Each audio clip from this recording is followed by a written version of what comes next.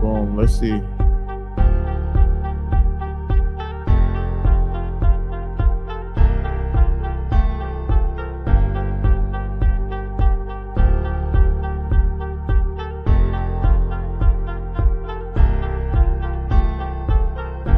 I can see the countdown. Y'all muted. I don't know why y'all muted. You have to unmute yourself. I don't even know what's on this. Yo, Shot-Town, unmute yourself, bro.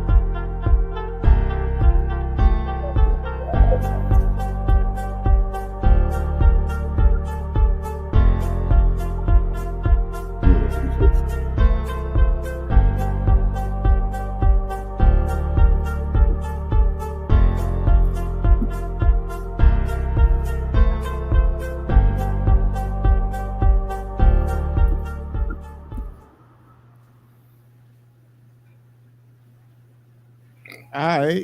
Damn, that shit was interesting. Okay, apparently we live, man.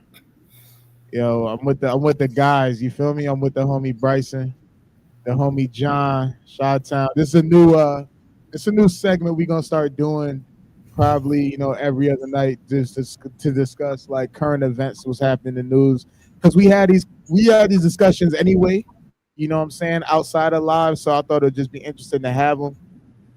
This session is called Groupthink. You feel me? Because we got the group. We might have some other people popping in. But you know what I'm saying? We're gonna have a discussion. A lot of things been happening in the news lately. I don't know if y'all been paying attention. But there has been a lawsuit filed against the one and only Skip Bayless. You know what I'm saying? There was a hairdresser for FS1. Her name is, what's her name? Faraji? It's something Faraji. I don't even know how to Yeah, I say think that. it's something. It's like some Middle Eastern joint. Faraji, she alleged that there was a toxic. You said what? Nah, I said she alleged that there was a toxic work culture at Fox Sports Network. You know what I'm saying? And she alleged that Skip Bayless offered her 1.5 to smash, 1.5 M's to smash. And she kind of threw a lot of other people under the bus, but I think we'll get there. But what y'all think about that, bro? Like, is that something that y'all like expected? Is that something like left field? Like, what's y'all take? Nah, I think it's in line with like, all the rest of the nasty shit that been happening at all them networks. Like, it is what it is. I think it's probably not even no new shit for real. Like, it's not the first time Skip Bayless like groped the woman at work. You know what I'm saying? I think time just kind of caught up with niggas. It's like, nah, you can't do that no more. That nigga's 73. Nigga was holding his hugs long as hell. Like she said, the nigga had lingering hugs and kisses. Yeah, word. What you think? So yeah, it's a offering 1.5 mil, like 1.5 mil tax free. like after taxes, 1.5 mil.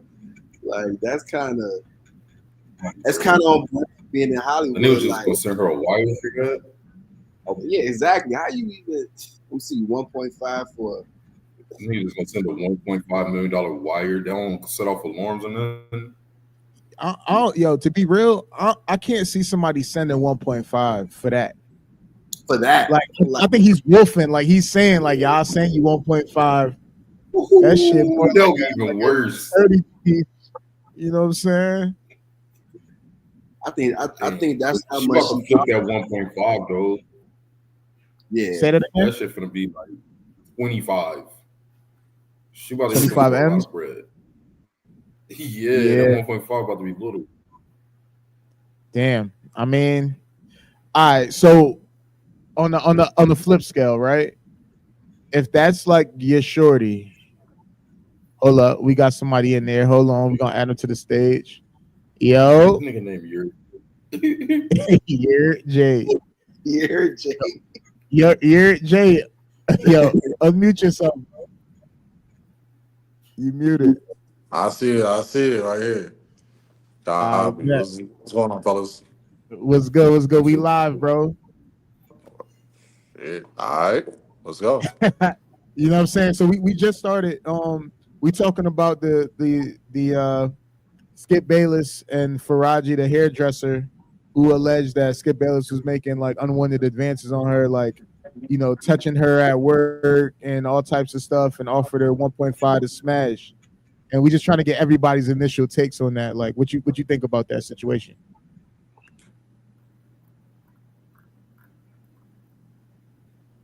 Talking to me? We going around Yeah, or you just me? do. Yeah, you in the Yeah, spot now. You you gotta put it talk. all I, good. I ain't gonna hold you. Shorty should have did it. It's 1.5 million. I'm not I mad. really, Listen, I get the bigger play is that she gonna catch him off guard with a bigger lawsuit. It makes complete sense to me. You know what I mean? Like Yeah. 1.5 and she don't get 20 for just the offer. You know what I mean? So it's like she don't gotta do shit now and she about to come off big time. But Mm, 1.5, that's a lot of money. that's what I'm Yeah, saying. it couldn't be the other way around. 1.5, like I'm taking it. Taking it nigga and said, going. I'm taking. Yo, Niggas, what? Hey, niggas is Oh, hitting a Oh. saying 73-year-old for white her, woman. she just took it. Not me. Not me. Yeah. For her. When niggas fuck a 73-year-old white woman for 1.5. Yes. And I'm not suing. And I'm not suing at all. Nobody Like would know. nothing. I'm not Yeah, taking I'm definitely it. selling my soul short. I'm doing that shit too. Hey, yo, what's crazy is you never hear about a dude in these predicaments unless it's with a dude. You feel me? It's never like a woman and a dude. You feel me? With the woman in the position of power. Because men So easy that as means hell. yeah, dudes taking a bag. They taking a bag left and right Get The way crazy cheaper stuff. bag too. Woman ain't paying that. at Oh all. nah. For free. At all. You might You're you just a might just nasty you're just a nasty man. That's all. That's what it comes down to. Man, bro. Then like she told a nigga basically like, nah, I don't really date at work or whatever. And I'm suffering from ovarian cancer. That nigga still ain't give a fuck. Skip be wearing them Jordans for a reason. Nigga just trying to score. What is you She talking about? said she This said is wild. he became more aggressive over the Man, years the and fuck? later accused her of having sex with Shannon Sharp. Hey, yeah. All right, hold on, Oh hold on. man. Time out. He's Did so y'all read the lawsuit, the whole lawsuit? Nah, not the 42 pages. I just read nah. the summary. All right, but I'm still reading the shit. all right. Did you? Where you at now? Are you where she started name dropping? Nah, I'm basically just getting the words that she kind of has said in her, I guess, in her complaint. And so that's when she's talking about like, I got cancer, all this shit. And then I have read about him being like, Oh, "Aren't you Muslim? don't your husband have 3 or 4 wives?" Yo, Skip, you know what's crazy? I don't know if I could laugh or not. You know what I'm saying? This Skip shit, was wild. wow. All right. yo, what? So hold You on, said yo, what yo, again? Read that again. No, so this joint say he offered the hairstylist 1.5 million to have sex with him and claimed he could change her life. The suit reads approximately 1 week later, Mr. Bayless made another advance, and she responded, "Skip, stop. You have a wife." Mr. Bayless responded, "Aren't you Muslim? Doesn't your dad have 3 or 4 wives?" She responded that That's her wild. father was dead. Yo, That's not funny, but yo, what? that's She horrible, crazy as bro. fuck. That's crazy. Nah. She went to HR. Them boys ain't give a damn. can you go deeper in the suit and find like when she started a name drop and You read want that to talk part? about Are you Charlie there? Dixon? Who Huh? that? Oh, that's the. Oh yeah. Get to that. Yeah, get to that. All that stuff.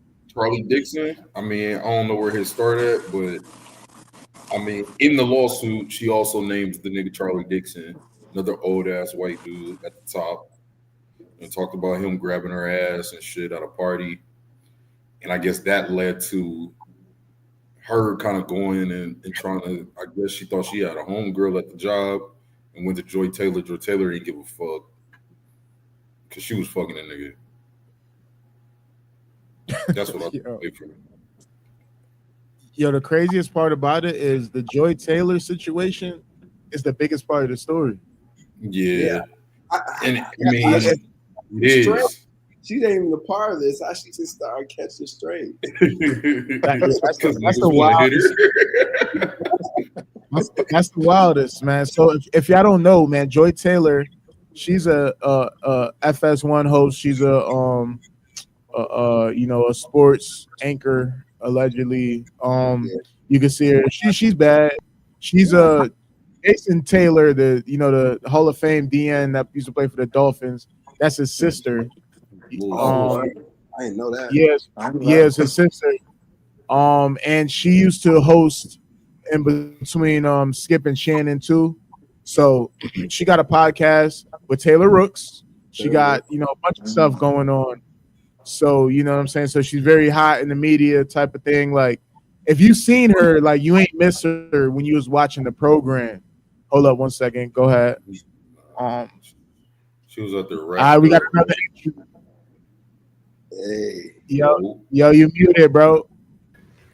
Yeah, I know. What's goody? Was good. We catching up about I don't know if you know, but we talking about the whole FS1 case and how Skip Bayless got a lawsuit. You feel me? Did you see that? You up to date with that? Oh, you mean this is not my topic? No, I mean you could definitely add. So basically, Skip Bayless, you know what I'm saying, offered a hairstylist that was on the program 1.5 to smack, and he'd been trying to smash over the years. So she went through a lot of stuff, went to HR, ain't nobody cares. So she pressed charges and all that stuff. And in her charges and in the manuscript or whatever, she started dropping a lot of names, talking about the toxic work culture, how people have been fucking to get to the top, and how people smack the on-air anchors and the top level execs. So basically, we're trying to get to the bottom of one. All right, let's bring it back. Let's make it more close to home, right? You got a shorty. Your shorty's at work. Top exec prepositions your shorty. 1.5 smash. How do y'all feel about that? Nigga, no. My wife. Is she? Wow. Is she with me? And she I can never look at her the same, bro. She not mine. Same. So she got it. 1.5. She not your, so do you let her do it and you collect and then leave her to the curb, or you just like, nah, don't do it? Like if she bring it to you, that's kind of, you know what I'm saying? I'll be mad for her bringing me that. Yeah, how am I gonna feel about you? Old Like, ass. where you asking me right now? Okay, I got a question. She brings it to you, babe. CEO offered me 1.5 to smack. What's your first sentence out of your mouth? Fuck no. I'm like, no, bro. No. Like my pride won't let me accept that.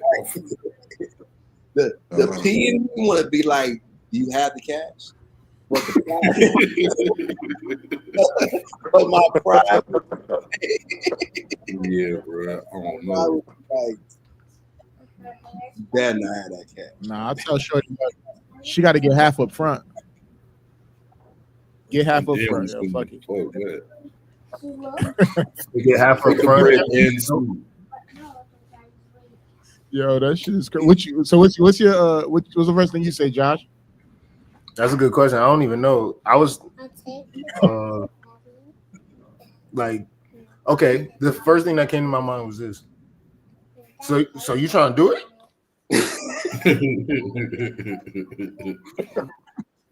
And then see what her answer is from there, and then we go from there. But the crazy thing is, women are so flea, they're not gonna say nothing. they're not gonna bring Like it a to woman you. would not bring that to you, bro. No. You'll Unless never know. it's like unless If she, it's nah. really like some shit she would not consider. But to be honest, I think a lot of women would possibly consider, bro. The number would like the number if the number is the right number, yo, like that's just the way the game go, in my Yeah, opinion. no, for It's sure. hard times right now. People ain't got work. 1.5. That's I mean, I think Joy Taylor is an example of what was supposed to happen. You know what I mean? Like that's the norm. yeah. Like, And can you what is, explain it? what is You Joy want bringing to to the channel? Like, what is Joy Taylor bringing to let the me let channel? me let me bring it back a little bit to talk about Joy Taylor specifically. So Faraji explained Joy Taylor's situation, and apparently years ago, Joy Taylor was she was a local radio host in Florida, in Miami, Florida, and she was a bartender. And she got a shot to host the Skip and Shannon show because she was messing with the top level exec, and the top level exec basically was proposition Skip like, bro, this is a favor, like get her on the show. Skip ain't want her, but he did her a solid, and that's kind of how she kind of got her break into the whole entire sports media spectrum, and then she used that to piggyback and do whatever else she did. You feel me? To get to her position. So that was like kind of her career track record. So she was. I don't want to discredit like some of the other stuff, like the work she put in as well, but she put in work the other way as well. So, you know what I mean? So she was a So bartender. I didn't know that. she was a bartender and a local radio show host in Miami. And they flew out to LA, and she met the right person and this, that, and the third.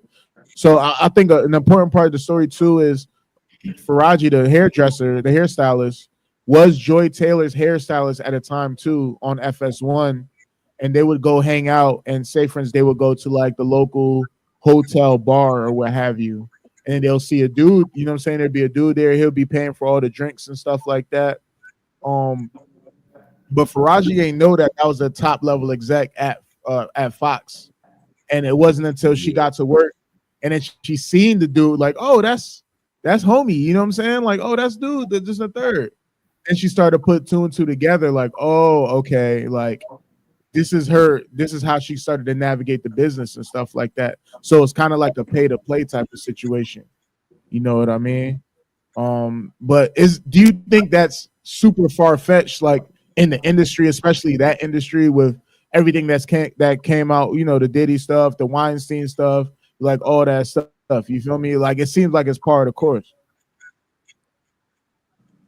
I think even outside of the industry in general, that's just part of the course of life. Like, like shorties around the niggas who get to it, they gonna have influence in that sector.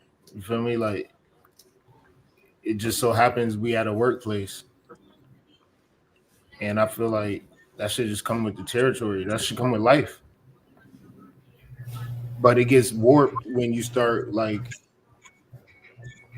one. It gets warped when men over abuse that power. One. And then two, when women start going and doing legal shit, and then now the environment changes, and now it's like everything is scrutinized. That's where it gets wonky. But it's part of course to me. But where is the line of overstepping the boundary? Then? Like, It's all case by case because like I had a situation, not me, but in my workplace, one of the higher people, he just said a comment and he's gone. You feel me? She escalated it. She did she did an investigation. They went into it and he got let go. So it could be a comment or it could be an actual assault. I mean, I don't think there is a line. It depends on the victim, and that's the reason that is so volatile. I guess now is because of those lawsuits and the money that has been paid out. So now this is a thing. So you feel me? Like that's my perspective of it. All right. Shit. So, damn. I see. This is the thing. You can't really have a real conversation because it get kind of messy type of shit. But long story short, do y'all think? Okay, do you shame women for doing that to get to their position? No, not at all. You Do I can't. shame her? Nah, Um, because it doesn't supersede talent. You know what I mean? I think her talent is still there. I don't think, personally, for me, I don't think that she's getting a bad rap for what they want it to look like. When people can't, my call been in my call for a couple of weeks. When people can't change you, they change how others see you. And I do think that the talent is there. She's very entertaining, as a sports host. I do think You there talking is. about Joy It's not Taylor, the right? same. Yeah, yeah, yeah. I was just an entertainer. Nothing should be a sports host. People should be in sport entertainment as a commentator. Should be there. Yo, you breaking up, bro? Well, I thought it was with my shit. Nah. Yo, Jamie, you breaking up? Well, I mean, I think the Joy Taylor shit though is different just because of like how she weaponized that shit. Like that's why she became the star of this whole thing because she was like, "Yo, if this shit goes bad, I'm gonna say these niggas rape me." Yeah, that's nasty work. So like that's why she became the bigger topic of this whole shit. She was fucking both of them, like Emmanuel Acho and the head nigga. Yeah, the executive. And probably some other people there you just don't know. For You sure. feel me? Like whoever she had to fuck to get where she wanted to go, which is cool. But like for you to like really say that shit out your mouth to somebody else, like you really feel untouchable, shorty. Yeah, because like, let's be honest, like your work relationships, that happens everywhere. You know what I'm saying? No, for sure. You spent all your time there. Exactly. It's one of the most common things. It's been going on forever. So like her doing that to get ahead, I mean that's just how the game is. Especially someone, that's attractive and all that. You just get further with that. But what she said afterwards, which is kind of, if it's true, what I'm saying is I don't know all the facts and stuff, but if that is, anytime you throw the R word out there, it's out of pocket, man. Because ain't no other way to say that. Like either that person did, and if they didn't, that kind of like your character for you even to say that it's kind of out of, not kind of, it is out of bounds. It's wild. I didn't even know that for real. The crazy thing too is when she was moving around, moving and shaking, she had a husband at the time. You feel me? Word. So she was maneuvering with a husband, moving real stealthy. You know what I'm saying? And she got to where she was. Yeah, bro. So, that shit, so. All right, let me see. All right, let me see. Malik on the joint, he said, "Word, in every game, certain characters get certain weapons. When you play this game as a woman, sex is one of your weapons. So it's like you got to use the sex appeal and all that to kind of get and navigate to where you are. So I could understand that, but yeah, just weaponizing the other part, the R part, weaponizing that's nasty. You know what I'm saying? A lot of people going down for the R word that ain't do nothing related to none of that. You know what I'm saying? Everything consensual or business or transaction. You can't even question people about that. You know what I mean? So that's what makes that shit even more nasty. Because you know you're gonna get away with that. My fault. I'm missing something. Like, all right, so how did the R word come in play? Y'all could give me a brief synopsis. How did that come into play? So what basically happened is the older dude, Joy Taylor had fucked with him. He's like the high up. He eventually got her on the show.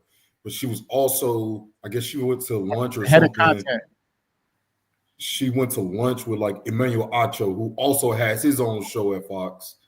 And so those three basically went to lunch together, the two women and Emmanuel Acho. And she could tell like they were kind of like fucking with each other. And so she didn't know that he worked at Fox. And then when she found out he worked at Fox, she went to Joy Taylor like, yo, he works here too? And then she like, yeah. And it's like, well, I don't think you should like, be fucking both of them because the Dixon dude is mad powerful and could really fuck your life up type shit. And so that's when she said, I'm not worried about that. He can't force me out. I'm just going to say this nigga did this to me. And so that, I think, in my opinion, I think that's what made her like blow up in this whole thing because the shit ain't even about her. Exactly. And the crazy shit is I seen a segment that people posted on social media with her and Taylor Rooks on their podcast where she was just talking about like interacting with men. So basically she was like, women, they go in a situation with boundaries, right? And if a guy comes up and she said it's 3 F's, if he's fine, if he got the finances, and if he's funny, the finances, yeah, like your boundaries, you ball them up and throw them shits to the wind because fuck it, you know what I'm saying? Like you got to just redraw that line. So she basically, she kind of wore it on her sleeve a little bit on the low if you like follow her enough. But yeah, the other shit, like that little trump card, that draw force she keep in her back pocket, nasty work. Nasty work. You know what I'm saying? But yeah, I don't know. So, and another thing I saw too, right? Like I said, she got the podcast with Taylor Rooks. And Taylor Rooks is the darling. You feel me? Like everybody loved Taylor Rooks. Dudes she do all the high profile one-on-one athlete interviews. You see the dudes being there fumbling, getting rizzed up. I seen like Jaylen Brown said, like she was like, how many championships do you think you're gonna win? He was like, yo, 5. He said, I'm gonna win 5 championships in the next like 3 years. Like he said some wild shit, like what? You know what I'm saying? So she's starting to get roped into a lot of conversations now. I saw a post that Joy Taylor spoke on. So I don't know if it was Media Takeout. It was one of these blog sites had a picture of Jack Dorsey, the former owner of Twitter, right? Yeah. Walking out with Taylor Rooks at some event. I think it was a concert or something, but they didn't caption Taylor Rooks. They was like, oh, he's walking around with some little fine thing and like a little scant dress or whatever. But it was Taylor Rooks. And then Joy Taylor, she commented like, can a woman like, connect with a man just on some non-sexual, like you know what I mean? Like non-fraternizing type of stuff. Like y'all blown it out of proportion. It was from like 2022. So now like everything looks shaky in the light now. Like it's hard to move around in the social media era because niggas kept the files. And now it's like, oh, this is how all y'all moving. You know what I'm saying? Everybody's moving like that. So when you see people in these positions, it kind of opens the floodgates to like, oh, how you get there. Like who got there because of hard work and who got there because of they work hard. You feel me? So I mean, I think that shit was clear at ESPN and shit though. If you just watch, Shorty's got way better over the years. Like niggas went from having Hannah Storm to Taylor Rooks, my nigga. Like that shit is clear to me. Like, oh, these niggas here. And it's like same thing with the athletes though. You know what I'm saying? Like a lot of former basketball, football players, them niggas work on air now. And so like nigga, that's who they like. And that's who like them. Yeah. So that shit is bound to work like that. Yo, who was the anchor during you remember the NBA bubble? Yeah. That was Jimmy. Jimmy? Yeah, Jimmy. Who is that? What was her name? Rachel Nichols. Rachel Nichols, that's what it is. I thought it said Doris Burke. Yeah. Doris Burke. Doris Burke. Drake used to want to smack Doris Burke. Doris Burke, she really liked that though. She know what she be talking about. Nigga, she really wrinkled. I mean, hey, she throw the 1.5. Yeah, Doris out of there for 1.5. Yeah, she throw the 5 piece. She could throw a 5 piece Nigga, McNugget. I'll be hanging out with her on the reg. So Baby, that's you changed my life, baby. it's basically the same, bro. Because everybody said, I mean, but if the shit was flipped, niggas is taking the bag. Nigga said, "Shorty smash Skip Bayless. That's got to be considered hard work."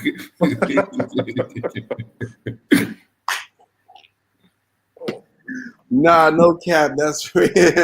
Bro, Skip Bayless be on Instagram Live without his dentures in, dog. You can't fuck bro. He got dentures. Yeah. Man, don't got dentures, bro.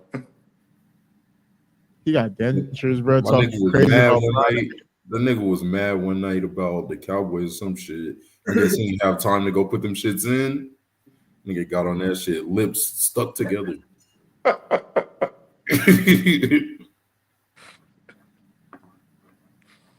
Damn. I mean, shit. All right. So at this point, is Skip Bayless P or is Skip Bayless not P? That's not P. It's not P that he wanted to spend 1.5, but I think Skip Bayless know who he is too. He knew it was gonna cost a lot. The nigga ain't hit nothing like that in his life. You go to Columbia. That nigga ain't want to go there. He wanted to do that shit right there in that studio. 1.5. Like, that is not P. A mil for anything that's not an asset, not P. Yeah, that shit was definitely gonna be nothing but a liability. Especially when she attached that other thing to it. Yeah, he's bugging. He's bugging. Yeah. Like, I mean, but I guess it works, and he's done it before. So, like, he didn't think that it was going. Oh, this is the second instance he's done this before. No. I'm assuming that this is just, part of the course. It's just It's just how it works. Yeah. She was just a person that she ain't go for it. You know what I'm saying? Damn. I need to get harassed at work, dog. I'm blowing that shit up crazy. Yeah, right. You gonna let it? How long you gonna let it draw out before you drop the dime? Nigga, they got 2 weeks. All I need is one instance. One instance. That's not enough though. As a dude, you need more. I'm going to the doctor, getting notes and all. Nigga, they fuck me up in the head. I can get something to keep me from having to go back. Yo, hold on. Jamie, all right, Jamie, question, right? As a person in HR, how do you attack that situation? It has to be repeated most of the time. If it's egregious and like there's like proof, then more than likely it's immediate grounds of termination. But if we're talking about just a one-off comment situation where there isn't an exchange of like services, I guess, then nothing really happens. Oh yeah, you're getting sued. It's the burden of it. It's the burden of the company, actually. Like most companies, depending on if you're an asset to the company, how much will we have to pay to protect you? Most companies look at it like that. It just comes down to like essentially, if you're a repeated offender, most of the time, most people are repeated offenders. And it's hard to protect them. And straight up, people really go to work, and that is their. It's not even.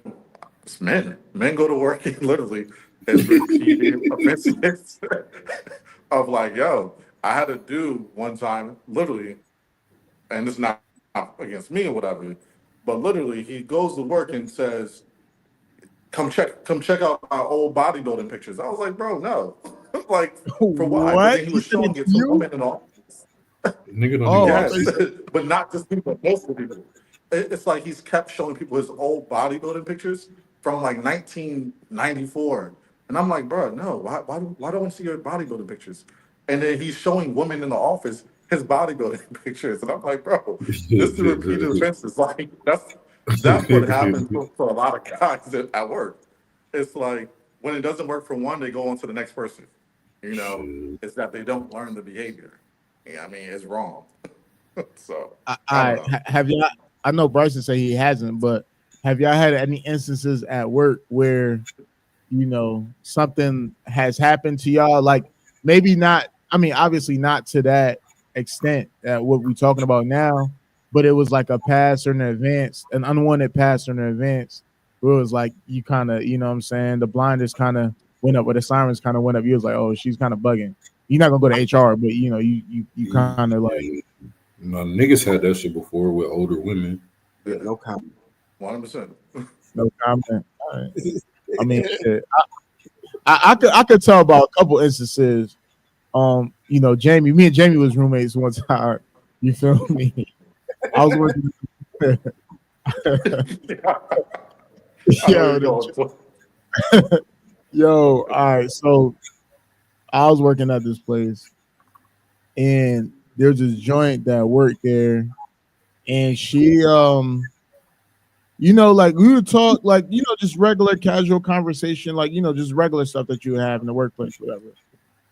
And I don't know if she mistook that as like, you making it. I don't know if you make an advance or the road is open. I mean, at the end of the day, everybody gonna shoot their shot whenever they got the leeway. But this chick, she started talking to me about like a bunch of crazy stuff. Remember, I left my office one time. I came back. It was like a note on my desk. You feel me? And I forgot what the note. The note said something crazy. I forgot. I showed Jamie or whatever. And then I knew this shit was bad because her handwriting was bad. And when chicks got bad handwriting, you think they a little off. You feel me? But she said something crazy. I don't know. She left like some fucking like ornament or like a flower with like some light up shit. It was some wild shit she left at my desk, and she was just like wrote like some like love poems, some crazy shit. And I was just like, yo, this shit is insane. You feel me? Then I remember I was home. It was like a Sunday, like 9:10. She had called me on the phone. I'm thinking something happened at work. Bro, what? And she was just talking crazy. And then it was like, I had to like tell her like, nah, we ain't, this ain't that. You feel me? I had to check her. And ever since then, if you kind of like deny a woman's advances, you turn a public enemy number one a little bit. So it was kind of weird. It was weird. But I never went to HR about it. I thought if I went to HR, I'd be pussy. It wasn't even that serious. Let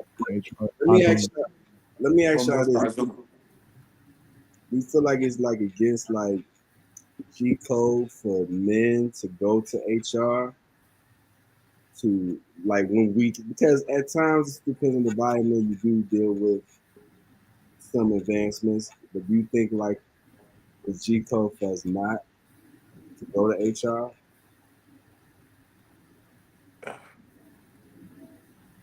Because we're raised different, in my opinion. Is that like to be desired is like something that men want. It's like a badge of honor. So of course you're not gonna go to HR. Like, why am I reporting a shorty for being interested? You know, uh, it's crazy. I don't know.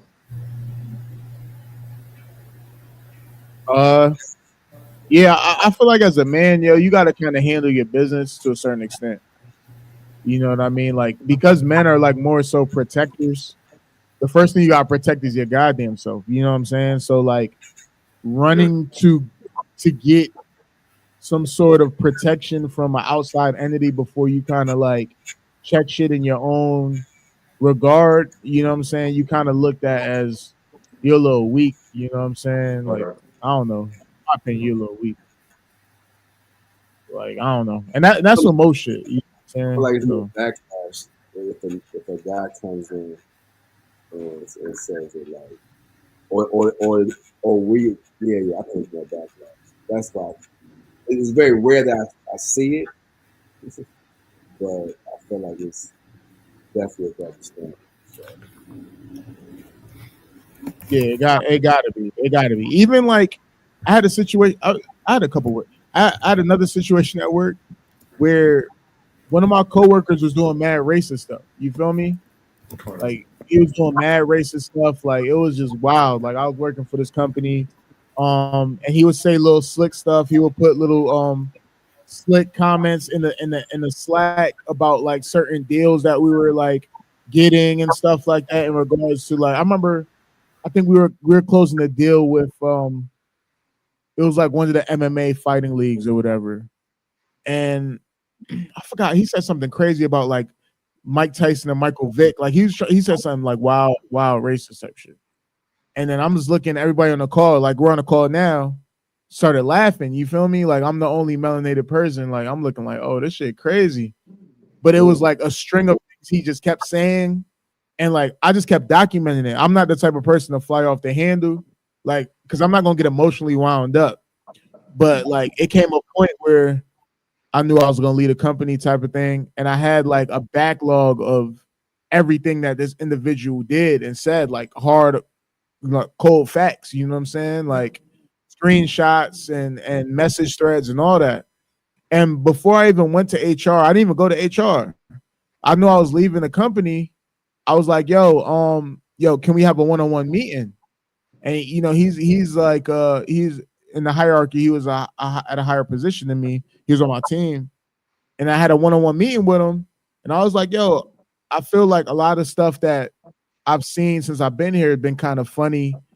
Maybe I could have been interpreting it wrong, but I just started running it down. You know what I'm saying? Line item by line item by line item by line item. Homie was shocked. You feel me? Like shook, like he seen a ghost, like mad scared. You know what I'm saying? Like, and I'm like, yeah, I documented, but it's just like I'm approaching you on some man-to-man shit. Like I have to, for me to feel like I did my due diligence, I gotta look you in your face and tell you XYZ. And I did. And homie was shook. So he was mad shook. I think at the time he was kind of scrambled. He didn't know how to respond. So he was like, he tried to talk about like some shit with my performance, some bullshit. He just tried to like throw some performance shit out there. That's like another thing you can add, to the fucking line item list, because what's that called? Retaliation or whatever the case may be. So I had that in the bag. I'm like, all right. Next thing you know, from that day on, they treated me different at work. They were like they were walking on eggshells. They didn't know how to respond to me. We went to like a basketball game, a local basketball game, NBA game, and they were trying to treat me, oh, take this, take that, take this, like, because they were so scared that I was gonna drop the bomb on them type shit. But I never even went to HR. I never went to HR because I had other stuff going on. I just had it on my in my back pocket. But it was like peripheral. I didn't want to play that role. I'd rather just check you as a man. I could have made the play and you know what I'm saying, did a lawsuit, whatever, maybe, it probably made sense at the time, but I didn't want to go through all that at the time. It was just like, I gotta just check you as a man. And ever since then, they treated me different. When we went to the game, I started seeing mad people I knew. I knew the announcer at the arena, all type of stuff. So they're like, oh shit, yo, he's plugged in. So this shit could get really bad. But in my head, I'm not trying to weaponize my network, but I can. You know what I'm saying? It's like showing somebody you got the gun. Like I got a gun. You feel me? Like I got an AK. I could use it, but you know what I'm saying? I'm gonna let you live a little bit. You might go forward in life and kind of change your ways. Nah, they ain't changing their ways, man. Once they do it, it's a repeated offenders, man. That's all. That's telling me. I mean, I guess. All right, I don't know if we exhausted that topic. Y'all got any last comments about Joy Taylor, Skip Bayless, work culture, sexualization of work culture, women climbing climbing the work culture with sex, or that work hierarchy with sex workers? I like that topic alone. Just like, is it bad for a woman to climb the ladder? I know we kind of talked about it, but we didn't really go in depth. Like I don't think it's bad. I think it's part of the course. I feel like it's just part of the game. Like it's always been like that, But I feel like it's bad. I mean, if she knows what she's doing it and why she's doing it for,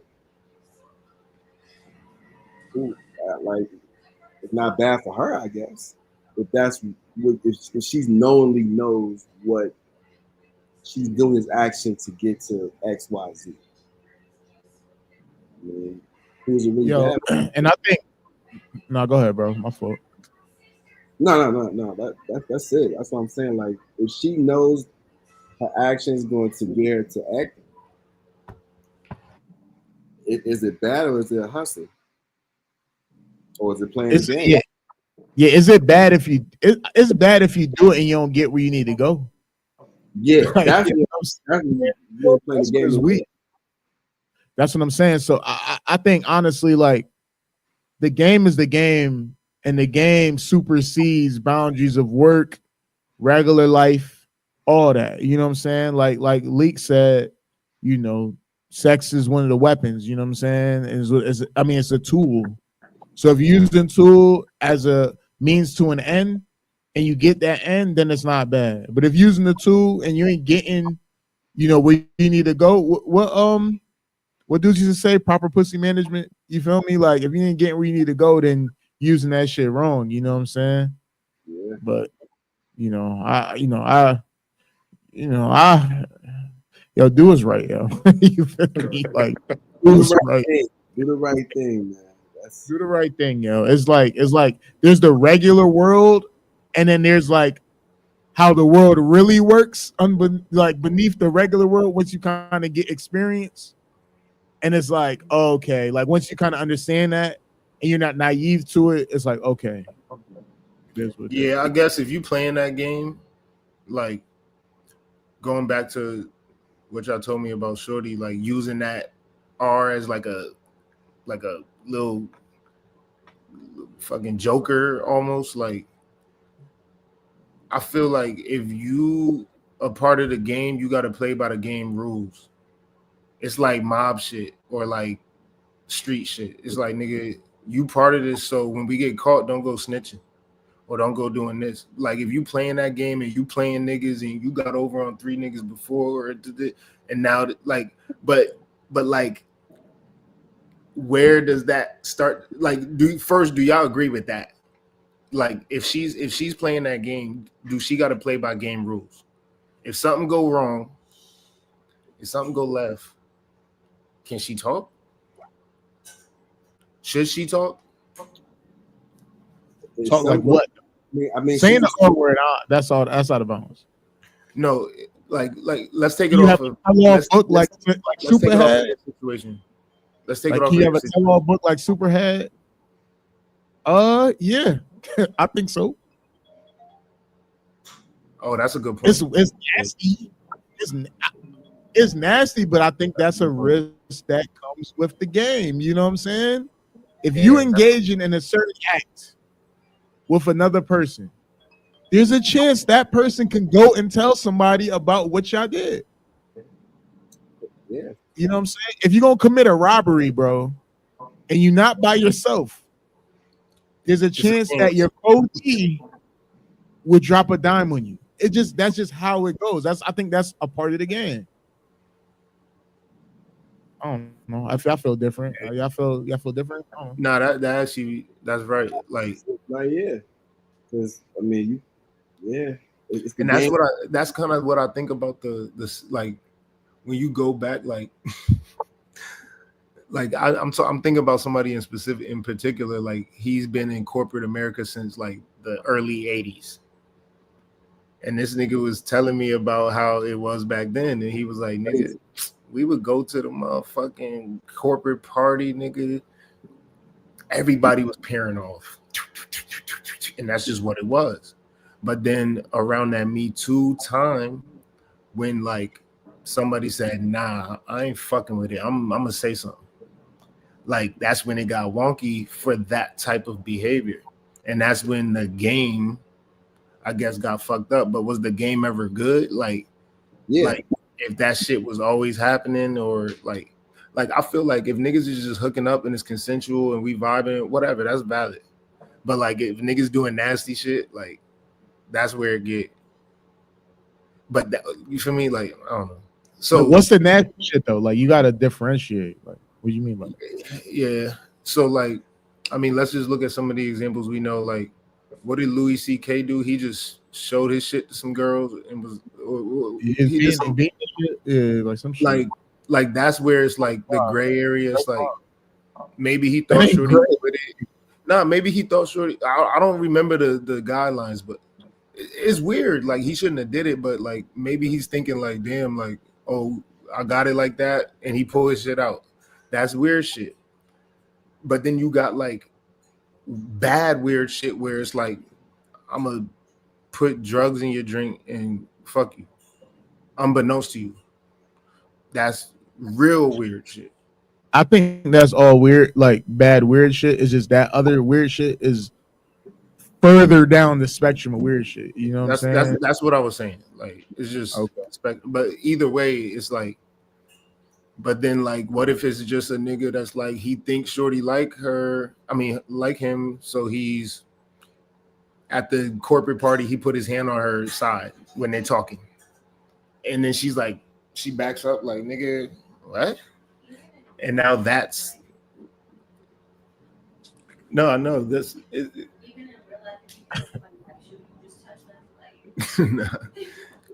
But like that's where it gets. That's where the gray area. Like you don't just touch somebody because you think they like him, but maybe she was flirting with him, or that. You know what I'm saying? There's always that gray area shit. That's where it get weird. Yeah, I don't know, man. Look, rule of thumb, yo, protect yourself, bro. Keep your hands. My shit, Rule your of hands thumb is yourself. don't do it. Like the example, like the nigga at the job, he was just on some shit like, yo, I could see myself being with you if I wasn't married. That was his comment. But that's Yeah, you can't shoot out the gym, my nigga. You can't. that's How you weird. shoot out the gym? You not even in the arena. Yeah. Crazy. Not in the arena. You shooting out the gym. Like if you wasn't at work, you'd be all right. Yeah. You gotta ask yourself, If you like wasn't, for me, if someone did that to my shorty, like put their hand on her at a work party, and she kind of moved, and they did it again, I'm gonna turn up. If she told me like I feel uncomfortable, the way a man touched her, it's like I'm gonna be riled up, I'm gonna be hyped, and that's gonna be that. Or if she tells me like, oh yeah, my boss was telling me if I wasn't married, I would definitely go at you. Bro, Oh, I'm showing up to that office because it's like, what type of time are you on? You know what I mean? It's that a lot of dudes in corporate America have bad behavior. A lot of people just have bad behavior. You know, whether men or women, people take advantage of just people in power is a motherfucker at the end of the day. You know, especially essentially if you have more power than someone, then you feel the right to do those things. And that's where the creep behavior really comes in. You know, so whether man or woman, you know, it could be a guy harassing another guy, it could be a guy harassing a woman, it could be a woman harassing a guy. It's power. You know what I mean? And So that's where the thing. because you saying some real shit. So I thought about this. Like, does the girl who plays the game fuck it up for the girl who not with the shits? Like, because does that create the environment where niggas think that shit is cool? Because like, oh, he tried it with so and so, and that shit flew. So I'm gonna try it on her. Like, does the shorty who's with it fuck it up for the girl who not with it? I mean, look, yo, it's like this. It's like Major League Baseball, bro. The most exciting era of where Major League Baseball, everybody's on steroids. The Barry Bonds, the Mark McGuire, the Sammy Sosa, home runs all day. You feel me? It was some Bonds was niggas on that was playing. steroids. Niggas was playing. It's some niggas that was in the league that was raw as hell, not Yeah. on steroids. I mean, You know what baseball I'm saying? hasn't been that exciting since then. You said the what? It hasn't been that exciting since in time. Exactly. That's what I'm saying. So the game was the game, and you know all these dudes, Albert Pujols, whoever. I don't know Albert Pujols was on there, but mind you, but it was hitting home runs out the park. Most exciting game, you know what I'm saying, baseball has ever been. People that ain't care about baseball is watching the home run race and all that. And there's people that didn't play that. You feel me?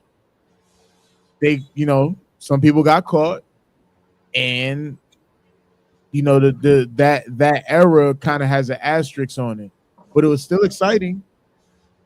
You feel me? Does that, as the player that was clean, is he mad at Mark McGuire for hitting 60 home runs and Sammy Sosa and them and Barry Bonds and all them? I don't know. It just come with the game. Like, yo, it's the game. Like, you play basketball and LeBron gonna get more calls than Kobe White because he's LeBron. Do you get mad at that shit? Like, what do you like? I don't know. Like, or you just accept that that's just part of the game. It's just interesting when you don't know that it's part of the game. And I think it's just you get enlightened when you have that experience where it's like, oh, it's like you're welcome to the league moment. Like, yeah, this the league. This what happened in the league. That's how I feel. Especially in certain industries. I don't know. That's just how I feel about it. I don't know. It's fucked up, but the game is the game. You know what I'm saying? I guess in the same line of thinking, it's like the game is the game. So you not with the shits, nigga hit on you, fucking report the nigga. There you go. That's what I'm saying. Yeah, redraw the lines and redraw the out of bounds lines. Yeah, that's a fact. You just keep going and keep going. Nah, that makes sense. Yeah, that's what I'm saying. If you don't like the nigga lost. Like, the nigga picked the wrong, you know what I'm saying, basket to shoot at. That's what it comes down like Mario to. When you try to jump on the mushroom, but you touch it. Yeah, it's like that shit. Like, the fuck out of here. Like, it's just that same scenario. If you take it outside of the context of work, and it's just on the block or like you out somewhere, the dude is usually all right. He's usually safe if he's not being handsy and whatever the case may be. But you chose to use that toolbox in the wrong arena, location. Bro. Yeah, you was using a hammer when you needed a screwdriver. And you got fucked. Now your wall fucked up. You know what I'm saying? It just is what it is. And that's on you for not knowing, not having the discernment. And I think, honestly, now, I know how, like, back in the day, like you was explaining, like, it was just more permissible because you just didn't hear the stories as much. You got to kind of, like, adapt to the time period, bro. You can't be, you know, thinking that you what they call a high value man. And in the manosphere society, I feel like that shit fucking up shit a lot too, like to the 10th power. Like, niggas think like, oh, I'm making X amount of bread, I'm clean, I got fly clothes, like I am obliged to have my pick of the litter, whatever I want. Whatever. But you just a cornball, nigga, and nah, like, you know what I'm saying? Yeah. All right. I think we beat that topic. We beat that topic to death. All right. Yo, next topic, right? Next topic. LiAngelo Ball. Is this song hot or not? Shit's fire. That's just fire. I'm not gonna stunt that shit. Not it's hands down, bro. That shit go crazy. I don't know if it go. I talk too loud. I don't know if it go crazy. It's gonna go crazy, just because it's like not that good, but it's good. It's gonna be a cult. It's gonna be a cult classic. Like, it's one of those. Like, I gotta hear it. You ain't hear it? No, I ain't hear you. You gotta play that shit, Dre. I don't know if I got capability. Let me see if I could. Let me see if I could pull it up. Pause. Oh shit! I'm gonna say this. My man said, "I'm gonna make it." I don't know if I can right now. Rap game. See, working. I'm gonna mess up with the rap game. It's not bad, yo. He might be the most famous ball brother when it's all said. No, he can't. LaMelo go crazy, bro. You know, my nigga, bro. Yo, LiAngelo is the number one rapper at 25 right now. He's the what? LaMelo's not number one. LiAngelo, he's the number one rapper right now in 2025. But what? He's the number one rapper. Like, From what source? I'm saying he's Yeah, at better the rapper. top of 2025. Out of all the music that dropped in 2025, Okay. right? He's number one. Y'all disagree? Oh, you didn't hear it. I ain't hear it yet, so I gotta listen to it. I think it's a lot of Let me see if I nostalgia can- with it. Play that shit. That whoa. What genre is he spitting? Huh? What genre is that? Like what's he pulling from? I don't know. Oh, Is that that's like Juvie? New Orleans. Is that like Juvenile? Yeah, that's New Orleans. Yeah, that's Juvie, Webby, Autumn. That shit hard. Hold on. Where let me they see. from? Hold on. Where they from? They from there? They from Cali. they're from They're from Cali. Inland Empire, California. They like Yeah, from yeah, like Corona, Cali, like, you know what I'm saying? What's the name of the song? I think it's called like Whoa. It's Word. called Tweaker. Okay. It's called Tweaker. It's called Tweaker. Tweaker. Let me see if I can pull it up. Y'all keep talking. That should go hard. Yeah, and it's Chicago lingo, nigga. What up? Let me see. Hold on.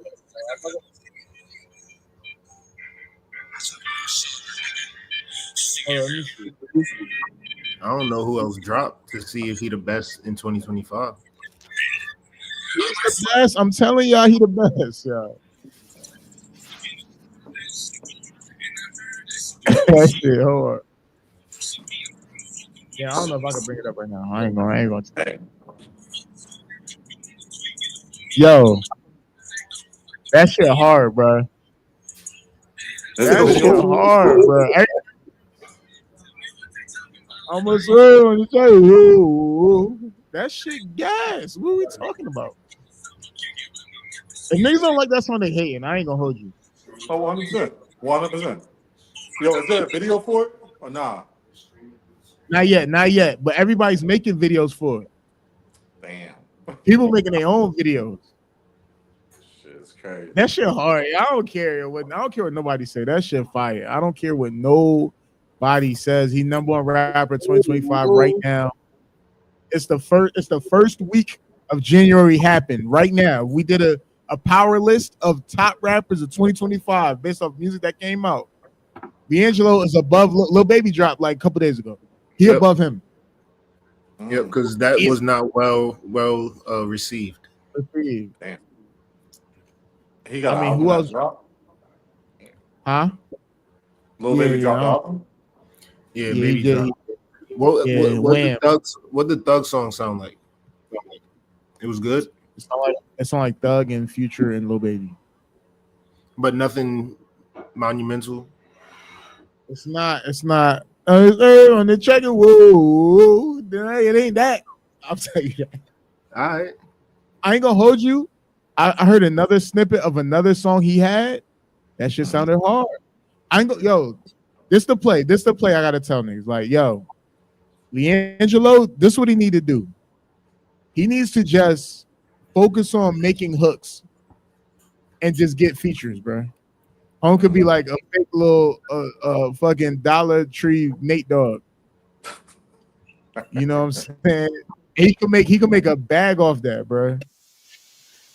All right, y'all think I'm bullshitting. All right. Whoa, where you get? Yeah, I gotta pull it up and listen to it real quick. Yeah, I don't know if I can't. I don't think I can pull it up here. Let me see if I gotta get nicer with the streaming shit because this shit is too complicated. Let me see audio application audio. I don't know. Let me see. I'm a swerving it. Yo, matter of fact, let me see something. Where's my code? Yeah, with the whoa. Yeah, I'm gonna see if I can play it. Give me a second. He said we tatted head to toe. That shit fire. Yeah.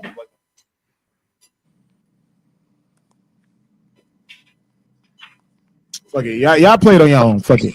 Yo, at the end of the day, if we had a Ball Brother power listing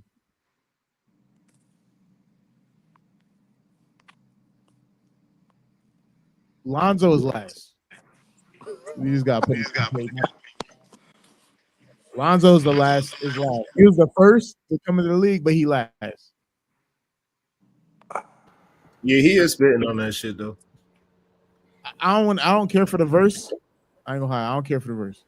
The hook. They go what? I got this. Nah, but he in his own bag and don't give a fuck.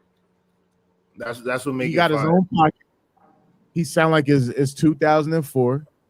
He chilling. All he gotta do is get a Juvie feature, get a Boosie feature. Layers stacked up. Nigga did a bass track, a high, like he just threw all them shits. Didn't mix it, just put it out. You don't, bro. You don't. When it's the energy, it don't matter, bro. Because the way it happened was he was on the I think he was with a streamer, and he was riding around with a streamer in the car. I guess he was just like playing his joints or whatever. And then people heard the snippet, like, yo, nah, we need that. We need it. The next day he dropped it, and then that jump went crazy. Like they playing it in the locker rooms. Everybody like it's super viral. I think it's the #1 trending song on YouTube. That's right. Like #1. You feel me? So salute to Jello. You know what I'm saying? You know, piggybacking off the music tip. Did y'all hear the Drake freestyle? Yeah. The beat code. Yeah. He was spitting like Drake spit when he spit. Yeah. Just mad. Let me see. I'm gonna see if I can play it real quick. Hold on, give me a second. Yeah, see you play it. Conductor. Shout out Conductor Williams, yo. He's the #1 producer in the last 2 years. My name's Shari. Can I hear my computer? Today I'm using Upwork to find a social media marketer. Crystal seems perfect. I currently have. I can hear that. Yeah. It's clear. I bet. Hold on, I'm about to play it. Let me know if y'all can hear. Give me a thumbs up if y'all can hear it. Yeah.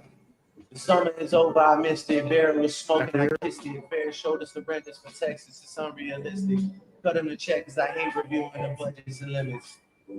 Just pay it, man. The world fell in love with the gimmicks. Even my brothers got tickets. Seemed like they loved every minute. Just know the shit is personal to us, and it wasn't just business. Analyzing behavioral patterns in someone suspicious. Niggas was never happy for me when I run up the digits. Or when I'm breaking world records still as I guzzle the Guinness. Or when I get my fifth made back because the color is different. Remember we traded watches. I gave you the Arabic dial. You gave me a numbered edition. You wouldn't even check up on my son like a pediatrician. Sure convinced the I don't want to play the whole thing. I don't know if they're gonna take it down. But I don't know. Everybody left. I don't know if everybody's enthused about the Drake freestyle. Yeah. I mean, yeah. Look, I mean, Chi-Town, you the Chi-Town plug, but you also the LA plug. So I know you got your allegiances, but you also a Drake fan as well. So I don't really know where you stand on the total. What you think about it? I mean, it sounds like, what one thing you can't take away from Drake, when he gets into his, get into that the slow rhyming bag, the man's undefeated. The wordplay be crazy. But what I hear is definitely still sounding like, the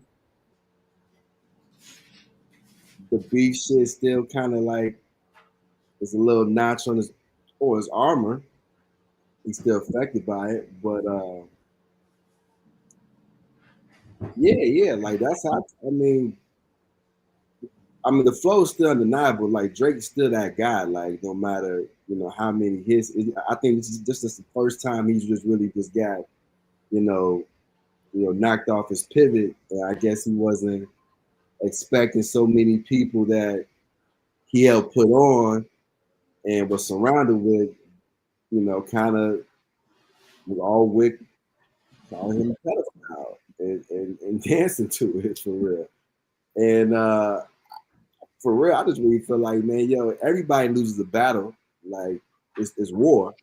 Like kind of get over it. I mean, like turn the page and just, keep going. But I frankly don't want to hear him rap about, the whole situation is over. Leave that shit in 2024, 2025, drop the party, get in your R&B bag and just continue to move forward. Because like it's clearly, you know, it's over.